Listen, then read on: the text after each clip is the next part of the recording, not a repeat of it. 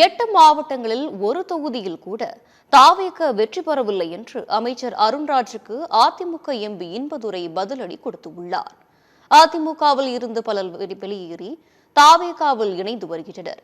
இதுகுறித்து பேசிய அமைச்சர் அருண்ராஜ், நடந்து முடிந்த தேர்தலில் பல தொகுதிகளில் அதிமுக டெபாசிட் இழந்துள்ளது என்று கூறினார். அதிமுகவின் தலைமை எடுத்த முடிவுகள் தவறான பாதையில் சென்றுள்ளன என்றும் இதற்கு எதிர்ப்பாகவே பலர் வெளியேறி வருகின்றனர் எனவும் அருண்ராஜ் தெரிவித்தார். அமைச்சர் அருண்ராஜின் கருத்திற்கு அதிமுக எம்பி இன்பதுரை பதிலடி கொடுத்துள்ளார். இன்பதுரை வெளியிட்டுள்ள சமூக வலைதள பதிவில், தமிழகத்தில் இரவல் எம்எல்ஏக்களின் தயவில் டெம்பரவரி அரசை நடத்தும் தாவேக 48 தொகுதிகளில் 3வது இடத்திற்கு தள்ளப்பட்டுள்ளது என்று குறிப்பிட்டுள்ளார்.